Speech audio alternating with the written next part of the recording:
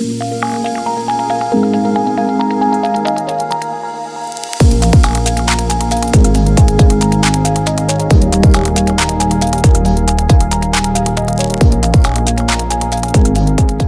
sharing, monetization, and technologies to derive data value.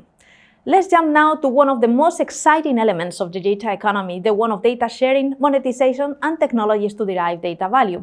This is extremely relevant to the developments put forward by the Pistis project that is supporting the creation of these training materials.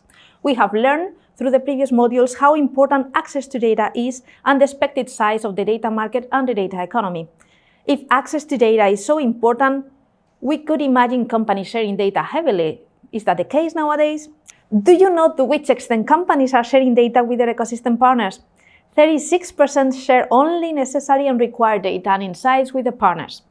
23% of companies share data and insights with partners within their industry, and only 10% share data with anyone within and outside their industry. It's not so good, isn't it?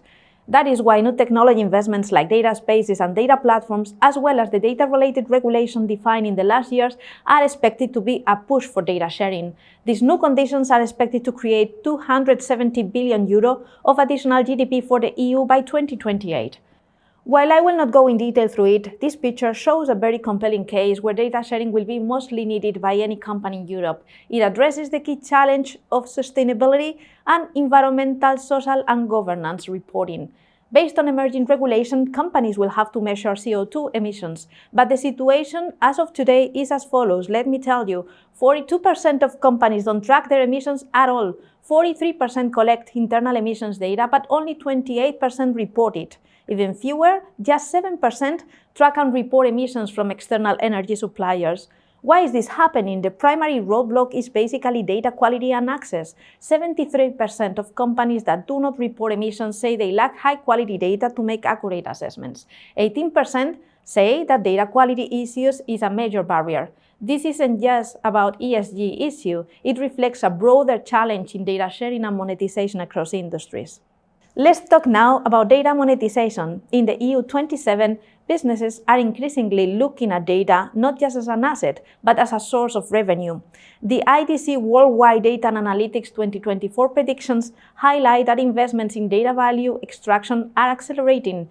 In practice, this means that companies that invest in data sharing strategies can improve decision-making through better insights, enhance operational efficiency by integrating real-time data, or create new revenue streams through data-driven services.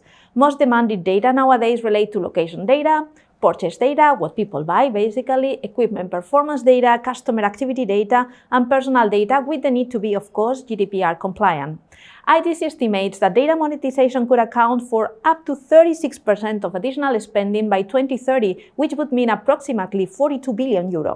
The question is no longer if data sharing has a market, it's how we unlock its full potential. Businesses that proactively address these challenges will not only benefit themselves, but also contribute to a more sustainable data-driven economy.